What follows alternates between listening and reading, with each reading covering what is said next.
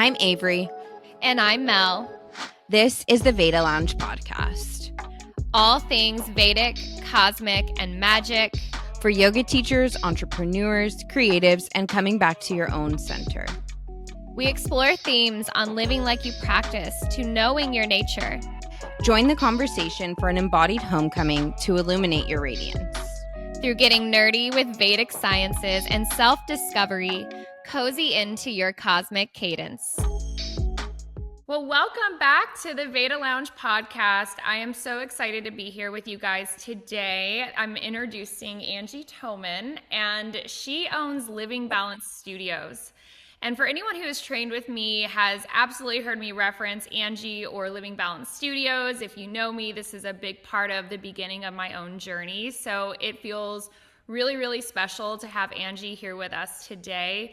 When I was first starting out in my career with yoga, I ended up dropping out of college, moved to Fayetteville, North Carolina, because I married my high school sweetheart. And as an ambitious 19-year-old, trying to figure out how to share this work that I'm so passionate about, it was divine connection to find Angie and assist in opening Living Balance Studios back in 2013, I think was. Yeah. It was. So I'm excited to have her here with us. And Angie, I would love for you to kind of share with them what started your journey into yoga and how, that kind of led to when we finally crossed paths. Okay. Well, I'm excited to be on here, Melissa. It's so good to see you and so good to be a part of this and know that all you're creating as well in the yoga world. So I feel very honored that you asked me to do this. But yes, much love between us. I originally came into the yoga world. I was a dancer growing up all my life. And originally came into the yoga world in the 1990s, where I lived. There really was not yoga at that point. And this was in Florida. And I was working as a lawyer, a trial lawyer, having a lot of difficulties with really bad migraine headaches and really bad stress levels. And test after test found nothing wrong with me. I just knew it had to be just stress response. Started looking for something that might support me with that. The dance just wasn't doing it anymore, and found yoga. So that's kind of how I originally came to yoga. I think that was in about 1993, and then just self-taught, basically watched VHS videos. That's how long ago it was, with Rodney Yee, who was my leader back then. And so it wasn't until I met my then husband, who was also military, and we moved to Fayetteville, North Carolina. And I decided that being a lawyer really wasn't conducive to what I wanted to do with my life. I started having children. I wanted to be able to spend time with my children. And so decided to go the yoga route and also the Pilates route, and got certifications for both, and started teaching at gyms. And from the gyms, people would ask me if I would work with them privately. And that's really how the whole journey began back in 2001, when I was teaching at a gym in Fayetteville, North Carolina, and was approached by a few of my students who said, would you come to my house, or could I come to your house, or would you come to my place of business? Not really something that was intentional, but just kind of something that evolved and started there. So really, Living Balance Studios, what people see today with Living Balance Studios, which seems like it just kind of came out of nowhere 3 or 4 years ago, but it didn't. It's literally started in 2001 with me driving around in my then Suburban with yoga props in the back of my car and going to people's houses and offering them private yoga classes. And from that, the great thing about that was being a military spouse, as you well know, moving around every couple of years, that was a good career for me to be able to take to different places as we moved to different places and build. And I basically did that. Every place I would go, I would start at a gym because that was a good way to get people to know who I was. And then I would begin to build my private business. And then fast forward 2011, I moved back to Fayetteville, North Carolina, and was still kind of doing the same thing, was going to people's houses. They were coming to my house. I was doing pretty much all private work. But once I decided I was going to stay in North Carolina and I wasn't going to be moving again anytime soon, I decided it was time to think about brick and mortar and really open an actual studio. So thus you came along and pretty much forced my hand. I want to point out, especially for those listening, I really appreciate you sharing that. This has been it's been a process, right? And just starting, like, look what can start just by simply teaching in the community, building relationships, and how that can lead to the next thing. Because oftentimes I think that we can get so ahead of ourselves and go, okay, that's what I want to have now, or that's what I want to be now, but not building the network, the relationships, and the experiences that allow the natural transition into those new spaces, because it does snowball as you walk. The key is the persistence to keep walking, right? Right. And that's a really good point, because when I first started, really for about the first 10 years of my business, I didn't do any advertising. It was just, like you said, it really was word of mouth. As I would work with people, they would tell their friends about me. Even though originally in 2011, I was not overly excited about coming back to Fayetteville, North Carolina, it ended up being an absolute blessing, because I had built a private clientele here from 2001 to 2004. And when I came back in 2011, that base was still there, and I was able to step right back into that. And as you said, already have a community built. And then how that benefited you and I when we opened the actual Living Balance Studios, when Living Balance Studios became incorporated and became the actual studio, we didn't open the doors and then have to go out and try to find clientele. The clientele was already there. The clientele was there for us. So even though we built that clientele through the next couple of years, we already had a foundation. We already had a base. So when I went from a situation where I really had no overhead, because I was only paying myself prior to that, and I was doing it either in my house or in other people's houses, so I wasn't paying rent and utilities and all that. Once you and I opened in 2013, and there was overhead, and then I was paying you, but we already had that base there of people. I gotta say this, I learned this from Angie, like the build and then expand that aspect, because even when moving to San Antonio right away, building those relationships, because if you just start from scratch and open your doors and assume people are going to come, it doesn't work that way. But by building relationship and being in the community, and then it's like you now have that baseline foundation. Because I think a lot of times yoga teachers, especially who are new, are like, oh, well, I'm kind of teaching. I'm not really doing it, but they are. They have one-on-one clients, or they're dropping into different things in the community, and you're building a reputation. And for me in San Antonio, for example, like knowing nobody, it was through starting to meet people, teaching workshops here and there. Like the joke is, and I remember, honestly, I will never forget, I had a phone call with Angie in 2015, and I don't know if you remember this, but no studio was hiring me. And I was going around town trying to get just to teach on the class schedule. After coming from Living Balance Studios, full-time one-on-one clients and all we had there, to not even getting opportunities to teach in the community, I remember being on the phone with her and saying, I think I'm going to give it up. I don't think I'm going to do this anymore. And I was super defeated. And she had said, she's like, no, you are a talented teacher. And really walked me through the threshold. Instead of trying to find where I belong, how can I create it myself? and build those relationships. And that was everything. That was everything. It was so impactful. Well, and really, I mean, think about that. Yes, I remember very well when you moved there, because you went from being with me in Living Balance Studios, and we had really built something. We opened up a second studio while you were still there. You were used to having a lot of clients. You had gotten your name out there. And then suddenly, because I remember that feeling too, when I was moving for military. And then suddenly you move someplace new and nobody has any idea who you are. And especially if you're moving to an area that's more saturated with yoga, it becomes like, I moved to Charlottesville at one point, was so excited about it because there was a lot of yoga in Charlottesville, Virginia. But the problem with that was there was a lot of yoga in Charlottesville. So the market was already there, and I had to really work to break into that market. So that's a really good point.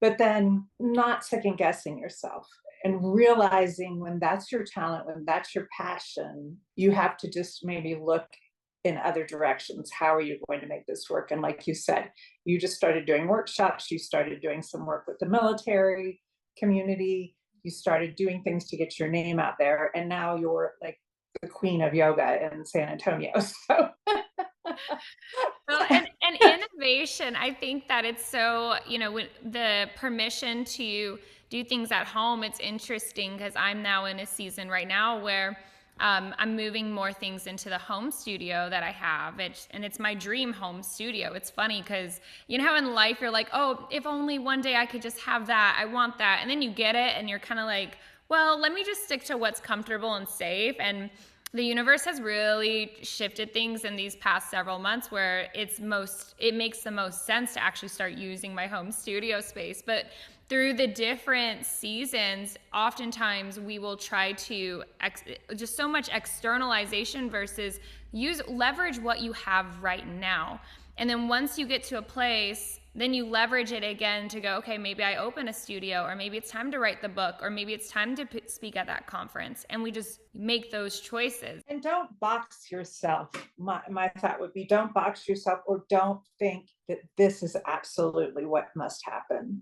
Because as you well know, and I'll talk a little bit about it, I had kind of found my niche in private. I love doing private. So I never thought I would have a studio where we would have group classes.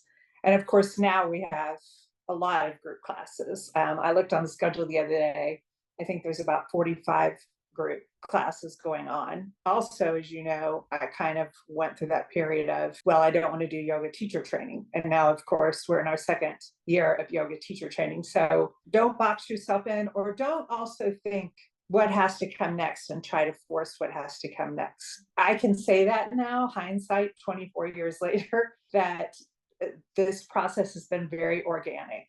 And I haven't forced it. Of course, I've worked really hard. It's not that I haven't worked really hard, but I haven't forced it. And I've let it grow as it was supposed to grow. And I think that's really important to remember. So then, of course, just kind of continuing on with the story and how we got to where we are now. Once you and I opened, and I had 5 or 6 other, once you left, instructors working for me, but we were doing all private work. Never really had any intentions of doing anything but private work. And then, of course, during COVID, as we all know, COVID was very devastating to a lot of the fitness community, not just the yoga community, but many people had a hard time staying open. And there were quite a few studios, I think 5 studios in Fayetteville, that were all doing group classes, which was another reason. I was kind of like, my niche is private.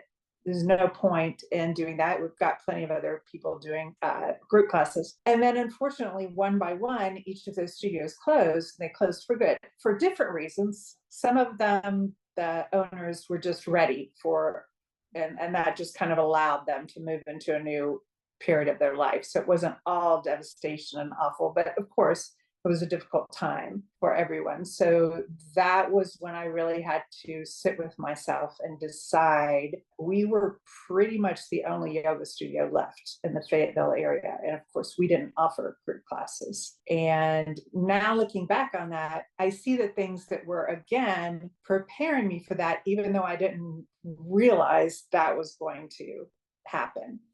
And so now we've been open we have private, we have semi-private, we have group private, we have group classes, we have hot classes, we have Reiki, we have life coaching, we have all sorts of things going on now in the studio. We have 4 studios, all in the same location, but 4 different studios all running. And we have about 25 instructors now. About 5 or 6 of those still work mainly privately, and then quite a few obviously doing group classes. It has been successful. It's been open now. The big studio has been open now for 3.5 years. And I would say this is the year when finally everything's clicking and we're getting, we're kind of know what we're doing. I get to take a little bit more time off. I'm not working like a crazy woman anymore. And again, yes, it moved organically, but I will say that year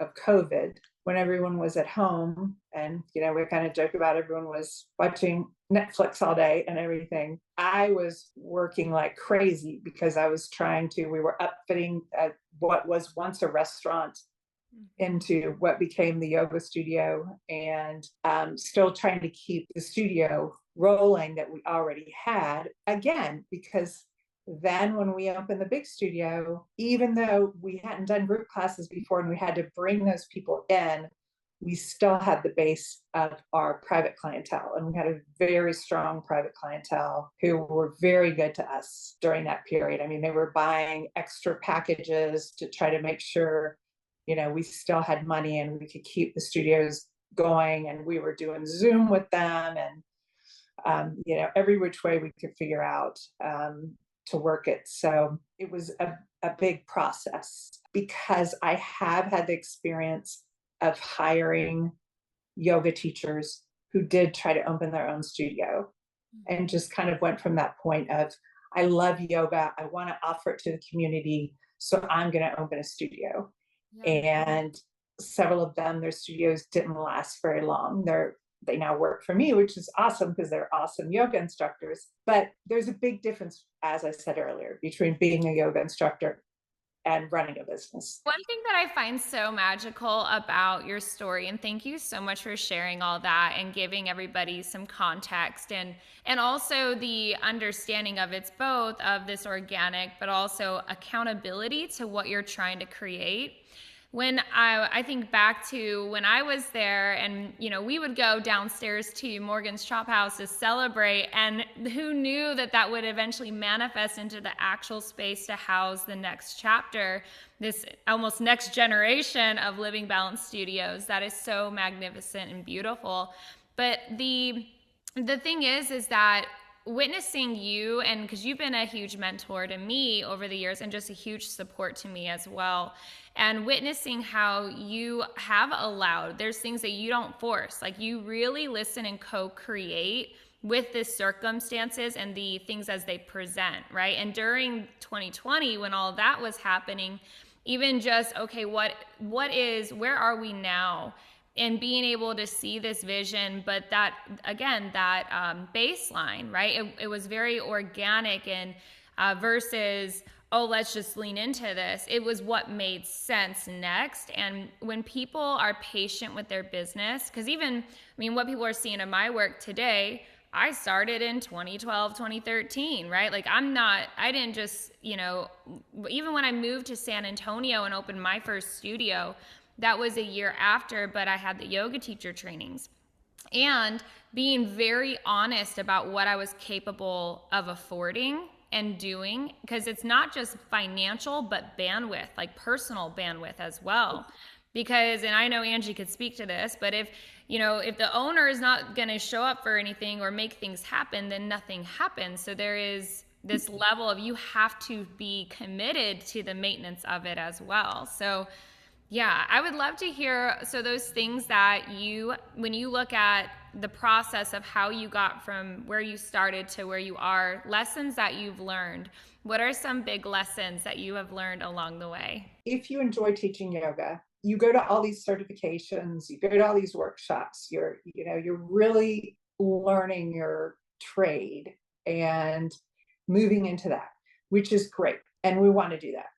But if you're also thinking you want to be an entrepreneur and you want to own a yoga studio, then you need to also spend time going to business conferences and entrepreneur conferences and reading books about being a business owner or an entrepreneur.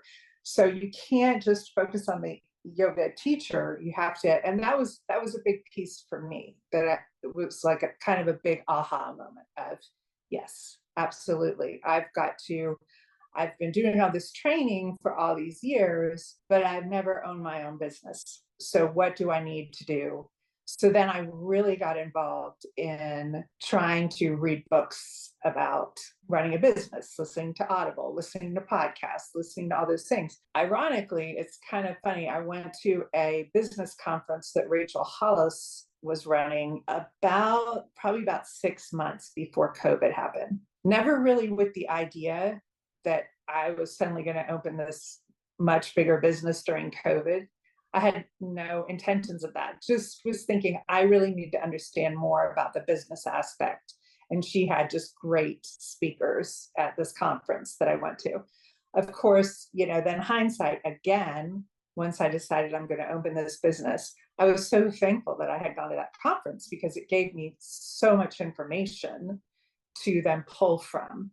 So if you are a yoga teacher and you are thinking that you want to open a studio, I highly recommend that you begin to really turn your focus and your attention onto some entrepreneurial concepts or conferences or books or whatever on running a business. As you and I kind of talked about earlier, something my dad is a very successful businessman and has owned many of his own businesses. And something he told me early on was start small and let it build. Don't try to be the biggest thing. Now, if I had opened the studio that I have now in 2013, it would have gone down the drain. I had to build to that. We started out very small. We had like a 700-foot square room that we started in. We added a second 700 square foot room 2 years later. What I have now is 4,500 square feet. But again, that has been the process of building to that. I would not have been able to handle the overhead that I have now. But also, when you think about for the, almost a decade before that, you were building a relationship in the community. I remember we were involved with City View or these different things locally. So something to think about, especially for those who are in communities where there isn't a ton of yoga, is that your business, even if it's small, is a vehicle to teach the community about this work and grow popularity around it as well. Because even when I think back to 2013, there wasn't a lot of yoga teachers or in the therapeutic who could understand the mission, but then also too, just the community, how open they were to this stuff. So the timing, it's also the community around you and paying attention to the markers where the timing is right, and that there's people that are looking for that next evolution that you're bringing forward. And I want to speak to what she's talking about with business coaching and that, treating yourself as a business owner. I was not managing my books professionally. I was not tracking all the things that were necessary. And it wasn't till I believe I waited too long because it created a mess and I had to clean it up, get my books in order, handle the business side, and learning through books, coaches, and other colleagues too. I feel like surrounding yourself by other business owners who are doing what you want to do or doing better than you. This is a key, not the people who share the same dream or vision. And I say this very kindly and gently, that when you just sit with the same people who have the dream, the vision, and we're just talking about the same thing over and over, it's diluting the manifestation of it, but also too, there's nothing to model after. But when you surround yourself with people who are successful or who understand where you're trying to go to grow, right? They can, just through their actions, it's modeling different things. And so that was huge for me. And I invested in business coaches, and it was a huge upgrade. And so very true. I think that's so important to take the time to learn how to work on the business, not just in it. Right. Absolutely. And it's worth it's worth the money. Sometimes it feels like, well, okay, now that's another thing I have to pay for besides all my yoga teacher training. But it is very, very worth the money. And also kind of something when we were talking about find your niche, and the marketing is important. Like for instance, when we were doing privates, City View is a magazine in town that markets towards a little bit of an older demographic. So back then, I was advertising in things like City View. We were on Facebook because that's what that demographic is on. We weren't doing Instagram because none of our clients were on Instagram or Twitter or any of that stuff. Of course, when we moved into the group classes, now we're bringing in a much younger demographic. We're bringing in the 20s and the 30s. I had to move into that, which you know how much I love that. Thankfully, I've always managed to find someone to handle that stuff for me because I'm in the demographic that doesn't really like to do that. But that is very important. If you're going to move into that demographic, you have to be on all of those pieces and know we don't do as much with City View anymore because the majority of our clientele now are a little bit younger and they don't really read City View. So being aware of who your people are and who your clientele are, and that was a big piece for me of sitting down a couple of different times and saying, all right, who are our ideal clients? Who are our ideal clients for group classes? Who are our ideal clients for private classes? So that I had an idea of who are these people and how do we market to these people? How do we find these people? And that, that's again, another piece of the business that you have to really think about and think through. Well, and knowing where they are, because one big mistake I made and I used to make was I would print up, order on Vistaprint, the brochures and things, and then I would just take them everywhere. Especially to clinics and stuff. And I'll never forget, I think the big moment where I was like, I need to be more intentional about this was when the lady in the front office at a dentist place said, thank you. And right there, just dropped my stuff in the trash. Oh my gosh. And I was like, okay, so if she's willing to do that in front of my face, how many people right when I leave just go like this because, they're literally made to be gatekeepers and it's actually better to go, where are my clients at? And then how do I build relationship with those places? And on top of this, because not everybody wants to work with everybody. Let's say that you go, okay, I want to work with seniors. Well, seniors are at senior centers. Seniors are at these, different, churches and things like that.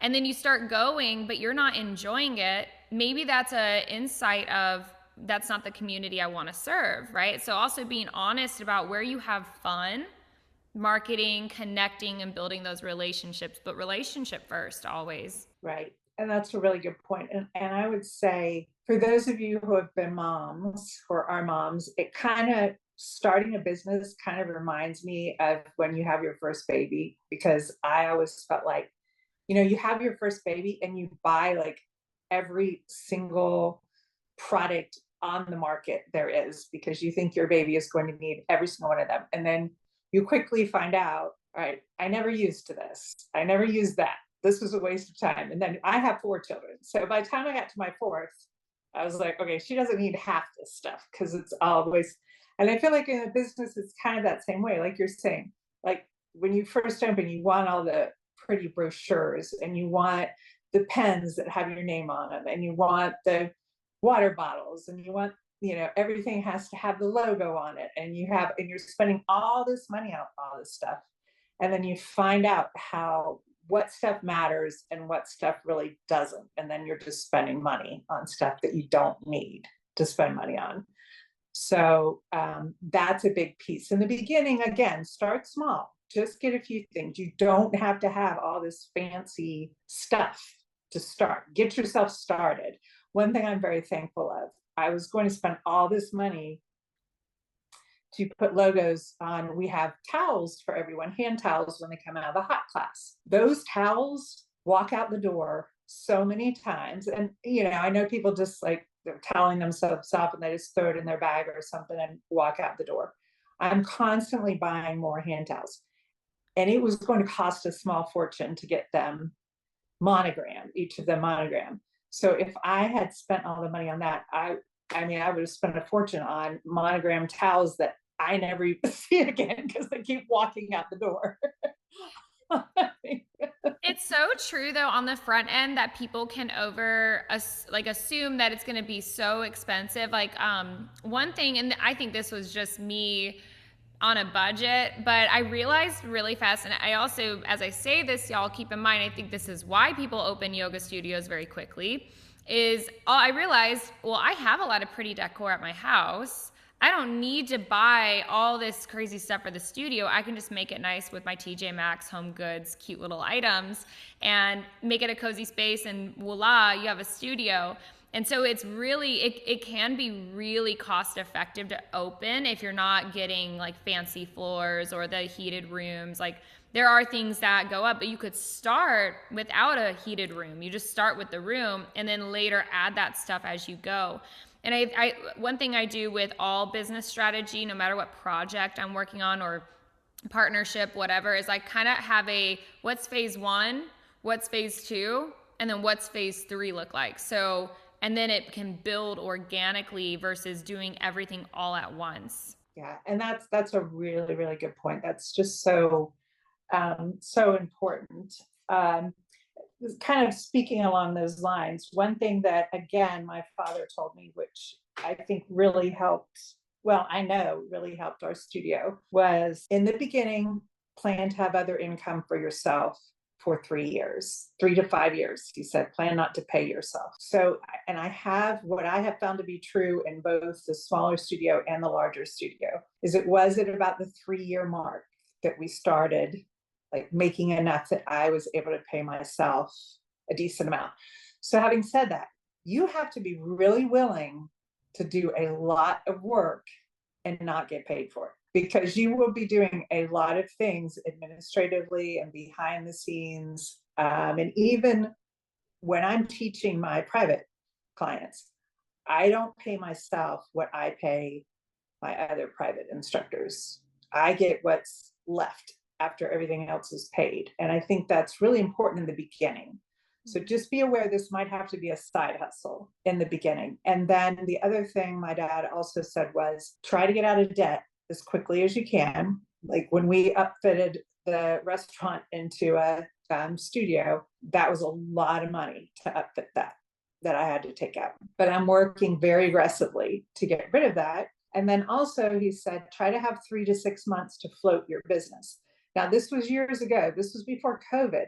The thought process on that was if I get hurt, and at the time I was the main instructor, we have to be able to float the studio without me having paying clients for 3 to 6 months. Well, what ended up happening instead of that was that we ran into COVID. So when the other studios started closing down because they could not pay their rent or their overhead for those months because we were closed down, I had a cushion still there. And that helped us, along with our private clients who stuck with us, to survive for that year. Whereas other people were in debt. Other studios, I know some of them were in debt. Some of them had no savings, so they had nowhere to go. Then at that point when, at the time we still had landlords expecting you to pay. I mean, I think it will be a little bit different now because we've learned from this. It was. I think that's a really good point, because a lot of times too, if we're just like in the moment with our business of like money came in, money goes out, money comes in, money goes out, versus, and this was actually a coach shared this with me. She said, the worst thing you can do is make your business codependent on you. Because if something happens to you, can the business live on without you? And that's been a huge shift around how the structures and systems and the people in place, and how, like, even God forbid if something really happened to me, right? There could be a legacy that is left, right? And then, but still the operations can continue. Whereas before, when everything's codependent on you, and I think this is for when people are now in it, thinking about how you are structuring things. So, and then how you're allocating resources, because yeah, Angie's spot on. And quite honestly, during COVID, I was grateful that I had set things up where I moved everything online. Like I didn't hesitate to move our schools online, but it actually ended up opening even more revenue for me because all those military communities or people I've connected with over the country through nonprofits and relationships, all of a sudden everyone's like, wait, does this mean I can do it? And I'm like, wait, this is awesome. Like it was so unintentional for it to scale that way, but it did. And it was huge. And also too, another thing a coach said to me, Angie, this reminds me of what you were saying also with working hard and understanding that you might not get paid. One thing I shifted a few years ago was after hearing somebody say, like when you equivalent time and money, where you go, okay, every hour I'm exchanging for this amount, it actually can deplete your energy. Because then you're overly thinking about what are like all the mechanical minutes to the dollar versus the mission, the vision, and trading. It's like you're exchanging your effort for the energy of what the meaning is for you.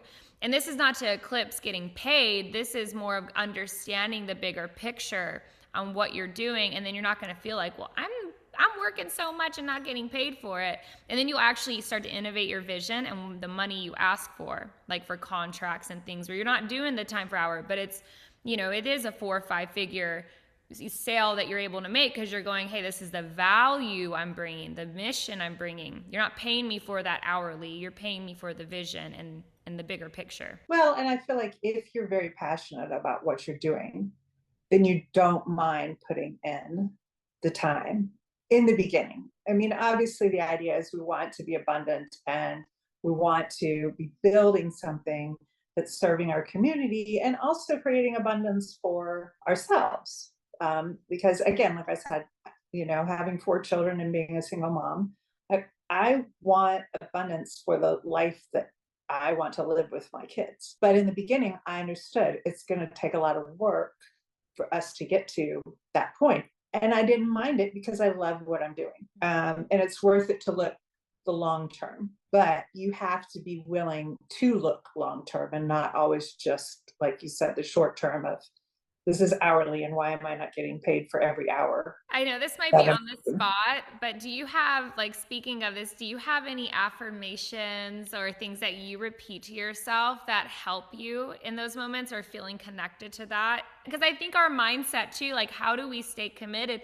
Sometimes like the fear can distract us or the overthinking distracts us, but those affirmations help us remember and anchor into why we do what we do, or that we're safe to do what we do. Well, one that I do, in fact, Mondays is my affirmation and my intentional, I call it Mindful Monday.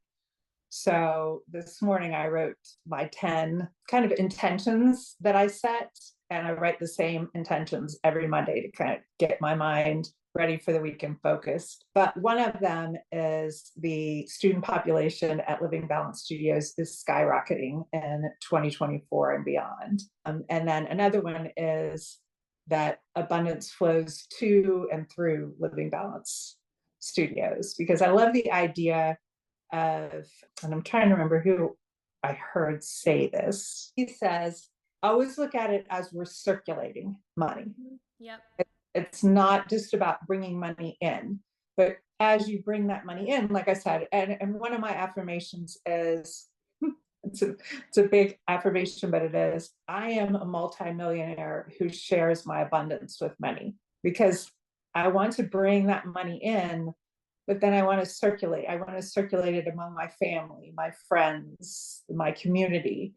I want to be able to bring in that abundance and then offer that abundance. And that's what I think is so key, like you're kind of saying, that not just thinking about bringing the abundance and now I'm going to hold on to it really tight. We want it to circulate. And that's the key, that is how we're using it, because money is just a resource. It's just energy. And I think as business owners, you are stepping into a place where you are taking responsibility for resource, right? And sometimes the responsibility can overwhelm people, but all it is our ability to respond. So I have resource, or I'm bringing in resource.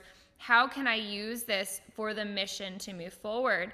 And, a big example of this for me, it was interesting. It kind of like, this is more of in hindsight, I realized, because obviously, Angie, I've had a huge heart for changing the military. I am on fire with a mission and making an impact in the military. And because of the resources, I realized that it was because of the resources that I had through my trainings and what I created in San Antonio, I was able to afford getting over red tape because I didn't need to wait for people to approve anything. I was able to open a studio on Fort Sam and supply an entire battalion with yoga mat. I was able to do all this stuff because it was the resources I created, and that fueled a mission forward that expedited so much. And then later, how it affected regulations and the new H2F stuff.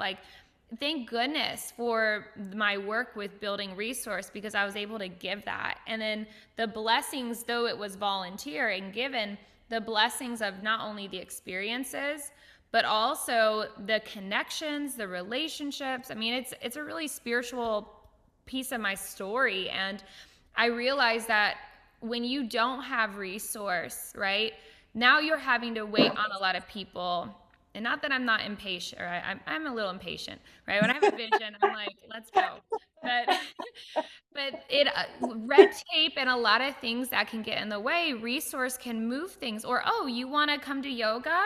You know what? Because of resource, I can make that accessible to you. Or I don't need to nickel and dime for certain things because there's abundance. So it's meaningful to have a healthy relationship with resource and be intentional about what we're doing with it, and making sure our own nervous system is squared away, grounded, and secure, because we have to give from a place of have for it to be sustainable. Oh, I love that you're bringing this up and talking about this, because these can be hard conversations, I think, for some people, but it's really transformational when you actually start to build your relationship with money. Right.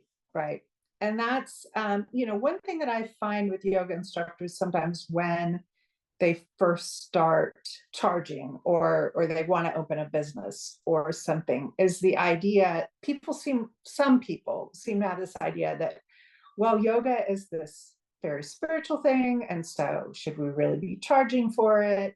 And is that fair? And I love that the mindset now seems to be moving towards, that would be a mindset of scarcity, to say that this is an exchange of energy. Like you said, I am giving you my knowledge, my passion, my energy. And in exchange for that, you are circulating money to me or to my studio. And I am very much worth the exchange of that energy. And I think that's a big piece. And I have instructors, usually the newer instructors, who do feel like that, or feel like, well, shouldn't we just give yoga and make it accessible to everyone? Well, it will be accessible to everyone if that is what they choose to spend their money on. We all spend money on something. It's also proactive wellness and prioritizing those pieces. I do think as a culture that we are wider beyond the yoga community, but just as a wider population, recognizing the value in this and then seeing the value. But because we don't talk enough about this, that's why people approach it awkwardly. I approached it early on awkwardly because you don't talk about money, and then I never having the experience of, I think back then my actual job before I started was working for Aerie at American Eagle. And I could hide behind American Eagle or Aerie and chart, that's the price. I was able to hide behind something, or we're used to hiding behind something. But when it's your services that you're selling, you're at the center of it. I agree with you too, that the mindset around yoga being paid for has evolved, and thank God for it, because one thing people don't realize also is that it was never, ever given for free. It was never given for free. If you go to India today, the spiritual people, you walk past them, you got to give them money. That's how it works because of their karma and who they are. Now, if you are looking at history, there was always a karmic exchange. So I teach you yoga, you feed me food. I teach you yoga, you shelter me, so I sleep here for the night.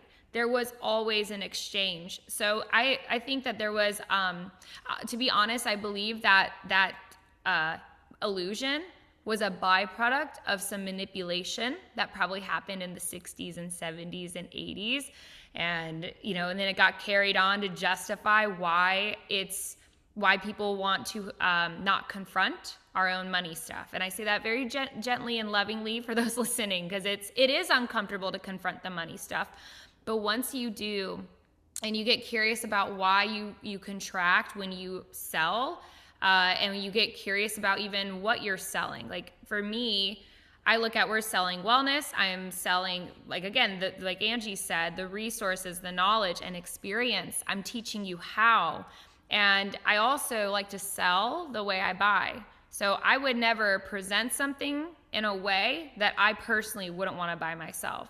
That's why, everything's sparkly. You order an Oracle deck from me, it's not coming in just a basic package. Like, it's going to be pretty. Like, even the way the systems are, right?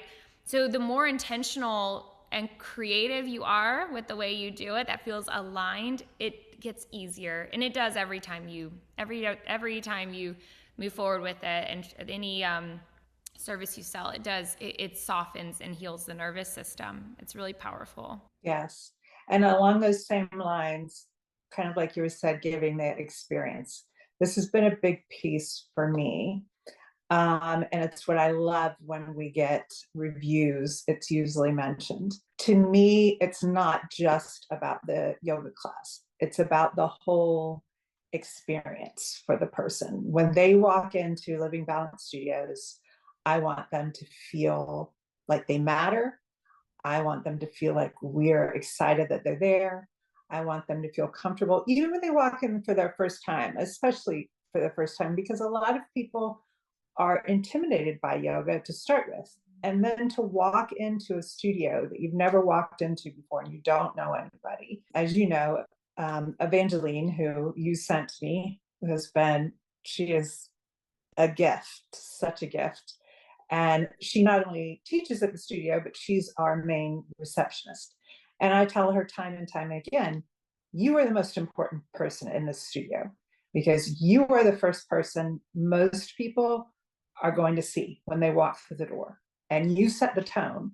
She's beautiful and she's loving and she's kind and she makes everyone feel comfortable. People are always hugging her when I come in, and she knows everyone's names when people walk in.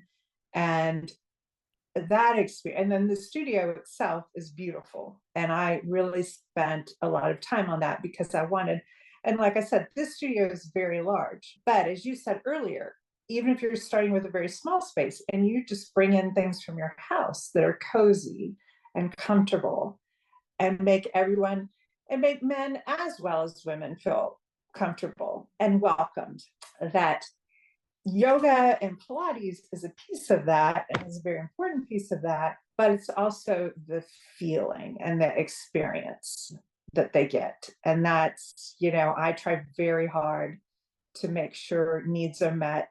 One of my friends, when I was opening the studio, had told me, one of my pet peeves is when you go into beautiful spaces and then you walk into the bathrooms and the bathrooms, like no one's thought about the bathrooms and they look horrible.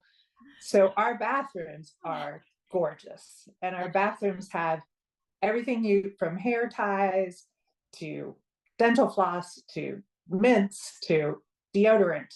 I mean, there's everything you could need in there. So anything you forgot or anything you need, you're probably going to find it, in the cabinet in our bathroom. And that way, I feel like then someone walks in and they think, oh my goodness, I forgot my hair tie. My hair is going to be all over my face, just those little things. Like, wow, okay, somebody's thinking about, like, somebody cares that I'm here and they've thought about the little things. And those are the things that I really feel like that's what makes you stand out versus every other yoga studio in town. Well, love is in the details. And, one thing to know on with your studio, if you go to Angie's studio and then you go to Angie's home, Like there is a parallel of how beautiful, like the way she, you know, just saying like it's so you and it's authentic, and you can feel that because your home feels like very much the same, like you have the same vibe,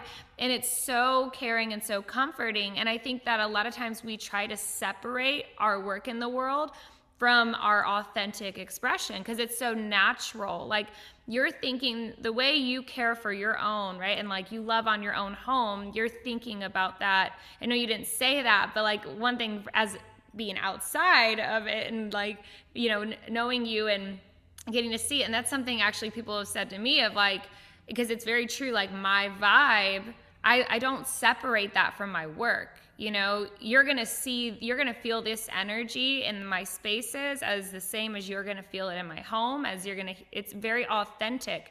And I think that's another piece that stands out because I can't replicate what Angie has created because it's from her soul. Like you can see that. And I think for those listening, the permission of like what you love and the textures that you love to surround yourself with, you're always going to fill up the mint jar or the extra hair bow because authentically you care about that, right? And paying attention to those parts of yourself and letting that come forth. And even in the classes, how we create a class experience, you know, those things that are authentic, like it's not things we have to perform and check a box because it's so rooted in genuinity. That's a really good point. That's a really good point. Oh my goodness, thank you. And is there any other resources, such as other books or podcasts or anything that you would recommend? So one is called Excellence Wins, and that is Horst Schultz. And he is the creator of the Ritz-Carlton hotels. And that is a fantastic book about how he took Ritz-Carlton to the level that it is because, again, of the whole experience and the way you're treated the second you walk in the door. I'll never forget the first time I went to a Ritz-Carlton when the guy was taking my luggage up to my room with me. He said, "So how long do we get to keep you here with us?"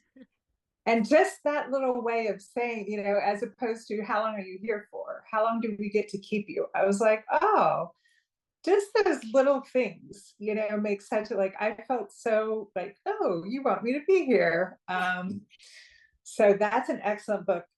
My favorite one probably, and I think I probably told you about this one because I would have read this one probably when we were together, is called Zombie Loyalists. And the subtitle is Great Service to Create Rabid Fans. So what he talks about, and the guy's name is Peter Shankman. It's a great book, easy read because it's funny. I mean, as you can tell, the title, Zombie Loyalist. He's funny, he's entertaining, but basically what he talks about is taking care of your clientele so much that they just cannot wait to go out and tell their friends about you and bring everyone they can bring into your circle. And it's a good book. I've read it several times. I've asked my instructors to read it because, you know, I'm like, when we just create that experience that people are they're excited about us and they're excited to tell the community about us. And then we get to create more for the community. And then more of those people get to go, you know, they have a great experience at the studio, so they feel good. So then they go home and they're nicer to their family, they're nicer to their colleagues, they're nicer to their friends because they're in a good place. And then that just continues to expand. Exactly. I have listened to Jenna Kutcher quite a bit. Her podcast is The Goal Digger, and I really like her. I've listened to her a lot through the years. I've listened to Rachel Hollis a lot through the years with her podcasts. I've listened to Better Than Happy by Jody Moore. So those are probably my main podcasts. Some other great books are The Speed of Trust, which is by Stephen Covey. That was a really good one in terms of management and kind of learning how to manage people, and Management Mess to Leader Success. was another that's by Scott Jeffrey Miller. And then Profit First. Actually, I've read this is Mike Michalowicz. I've read all of his books. His books are really good in terms of teaching you how to be an entrepreneur and how to run a business. And he's got quite a few books, but Profit First was the first one I read, and then I read the rest of. I feel like honestly, you can learn so much from books. A lot of things I've learned from strategy or just thinking about things was literally getting a book. And I'm somebody like writing, and I have papers in it, like I map. I mean, it's like being in a workshop. And I know everybody learns different, but sometimes we put so much pressure that we've got to find it out there, when it's like, just invest the time. And then mapping things out on paper, for me at least, has been really helpful. And I think you kind of do maybe is that where I got that from? Like years ago, I'm like, sit down with the books, write it out, but because clarity, sometimes like to find that clarity, and when you have clarity, it's a lot easier to be confident. Right.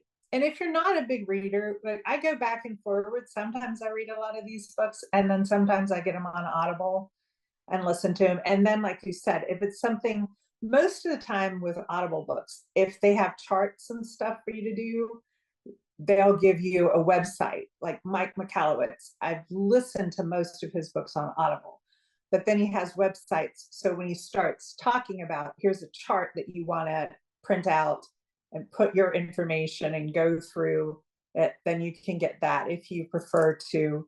And, just depending on where you are, when you're in kind of a busy place and reading can be, you just don't have the time sometimes, but, Audible, I listen to while I'm driving, I listen to while I'm fixing dinner, I listen to while I'm cleaning the house, it's much easier to do that kind of stuff sometimes. Well, this is so helpful, and I appreciate you taking the time to share some business of yoga tips for yoga teachers. And I think for any creative entrepreneur, this stuff is so relevant. I think about how valuable it has been in my own career to surround myself with people who are have this same interest around the level of excellence that they want to give through their service in the community. And inspiring women have been, and honestly also inspiring men, but a lot of inspiring women, and having those soundboards, whether directly or indirectly. I know that having people that I can trust to talk to, and Angie is somebody in my world that has been a huge help. And I'm sharing this with you guys to model how important that is to build those relationships, because it's one thing to talk to, and I love my husband, but he's medical, he works in a hospital, like soundboarding with him is not going to be the same as, getting creative with dear friends who understand this kind of stuff, or navigating or investing in mentors as well has been very helpful. I'm wondering, Angie, as we prepare to close this episode, if there's any other things that you would advise your students, or I guess because you do have yoga trainees, but just as people are getting started in this work, maybe places to start. Realize that you are going to have strengths and you are going to have weaknesses. And in the beginning, if you're a solopreneur, you're probably going to be doing it all. And you don't have much choice. But if you find yourself in a position where you can outsource some things, like for instance, as we kind of referenced earlier, social media is not my thing. And for a little while, I tried to do it, but then I got so confused by the constant changing of the algorithm and everything. And I was just like, okay, I am so miserable doing this that I'm about ready to quit, just because I don't want to do this piece of it anymore. So, if you are in a position to be able to work with someone, maybe you trade. I've done that a lot of times. If there was something I needed, I'll teach you private yoga classes. You run my social media for me. Or, if you can offer opportunities so that you can realize, then if you can really focus on your strengths and stay in your strengths and allow someone else who has a different strength to maybe help you out, that would be a big thing. But again, as we talked about earlier, really the main point is just if you love yoga and you love being a yoga teacher and you're thinking you want to open a studio, just the things that you and I talked about today, Melissa, just give those things some thought. Really important. I was very lucky. I had good mentors. I listened to a lot of different entrepreneurs on Audible, on podcasts, read books, but also, as I said, I had a dad who's very successful and was very good at kind of breaking things down and not always telling me what I wanted to hear. You know, some of the things like, you probably won't pay yourself for 3 years. Okay, that didn't sound like very much fun when he told me that. But those are the things you probably need to hear. So, you know, listen to those and then, but if it's your passion and if you're willing to go for it, because here's the other thing my dad told me, most people are not willing to go for it. Most people are not willing to put in the work. So if you are, you're probably going to succeed. Yep. And I think that's why you see a lot of things open and then close and then open and then close. And also I say that it is so amazing to be honest with yourself too. If you start and you're like, you know what? I don't want to do this. This is not how I want to operate my business. As you're waiting for your lease to end, you are thinking about what you authentically do want to do with this work, right? And you start to direct your services to that direction. So if you're closing, it can naturally move into that next chapter, because I think that's also, it's not for everybody, and it's not the only way to make a living or create a business in the realm of mindfulness and stress reduction and self-care. There's a lot of different ways. But Angie, it has a beautiful space. You guys can go and check out livingbalancestudiosnc.com. One big thing I would say is if you are going to open a studio, we kind of touched on, you know, start small, don't open really big. Another thing would be don't have a huge schedule. What I've seen some studios do, and these are situations where maybe there's only one or two instructors, the person who's opening the studio, maybe one other instructor, and they had this huge schedule and they're both teaching all the classes. And one, you're going to completely exhaust yourself. And two, my experience with what happens there is you end up spreading it thin. So you're exhausting yourself because you're teaching 7 classes a day, but you've only got 3 or 4 people showing up for those classes. So you're much better off to start off with a much smaller schedule, force more people to come to only a few classes. It does 2 pieces. It gives you more clients or students in one class, and it keeps you from teaching a bunch of classes, so that you're not completely burnt out. And that was a big thing I've noticed a couple of times. And it makes total sense that then there was total burnout because you're just exhausted after teaching that much. It might seem like it's a really fun idea if you love to teach that many classes. But as Melissa and I have talked about before, it's not even so much the physical. And I do sometimes teach 5 classes a day. And when I come home, it's not so much the physical, largely because I teach therapeutically. So I teach older clientele, but it's mentally, it is so draining because you have to be so on and so focused on your students that it can really just be exhausting.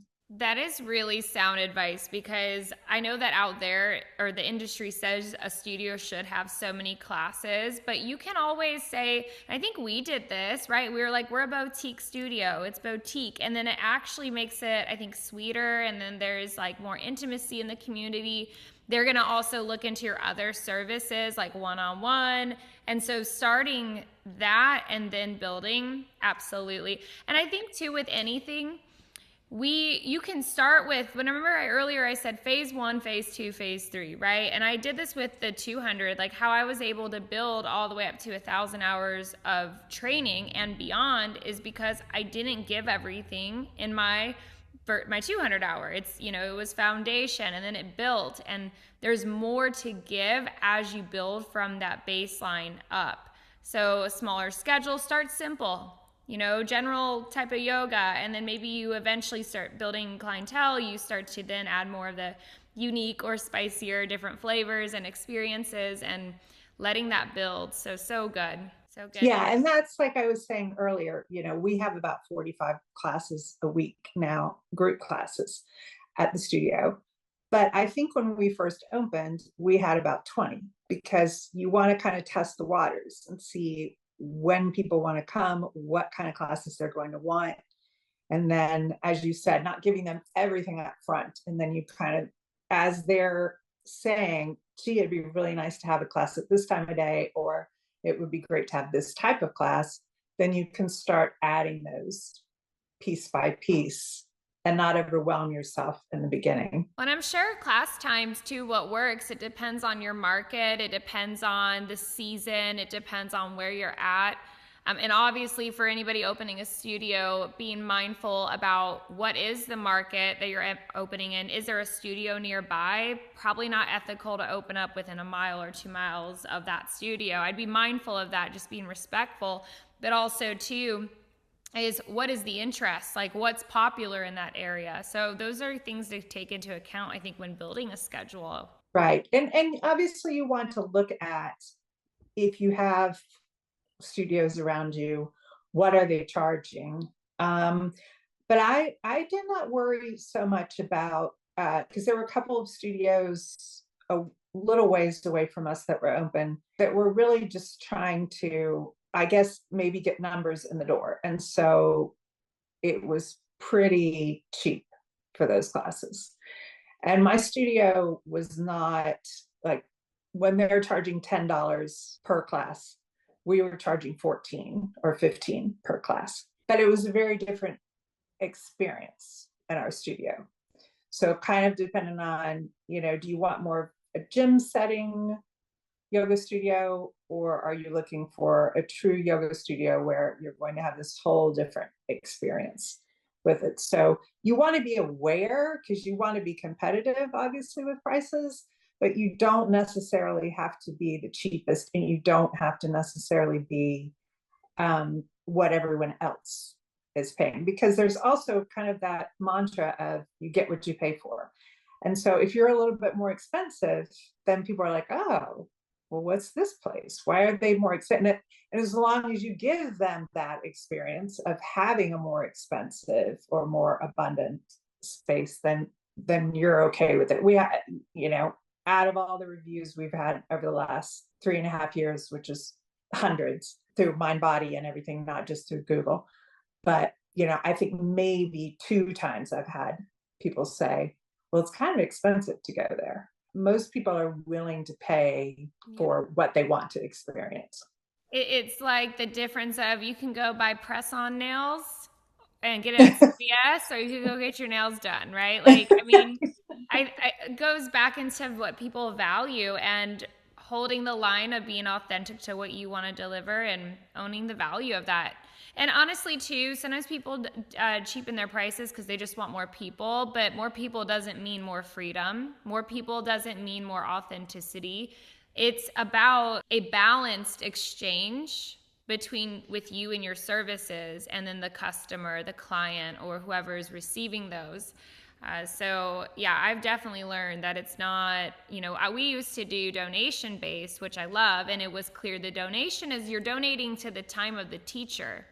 And that was actually a really fun model that we had. And yes, sometimes people gave a lot of money as a donation to the teacher, which was so sweet. And then sometimes people brought an orange, and they're like, can I stay later and clean up? I mean, it was a fun way to make it accessible, but also, it allowed a lot of freedom as well. So like coming up with different systems and structures based off of your community and what you feel like their needs are, being intentional with it.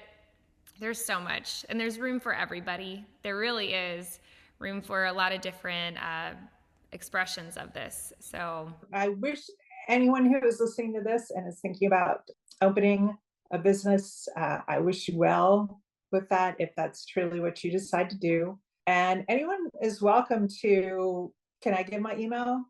Yeah, absolutely. So my email is YOGANGIE, Yogangie LBS, which is Living Balance Studios, at gmail.com. So YOGANGIELBS at gmail.com. So if you have questions or you would like to talk through anything, feel free to reach out. Thank you so much. That's so generous. And you guys, Angie is incredible. Living Balance Studios is absolutely an exhale. It is a beautiful space. So y'all got to go follow them on Instagram to get a peek. They're also witty and funny on their social media and really inspiring and educational as well. And Angie, thank you for taking time to be here on the Veda Lounge podcast and just for being you. And I love you and I'm so grateful for you. So thank you. Love you too. And thank you so much for having me.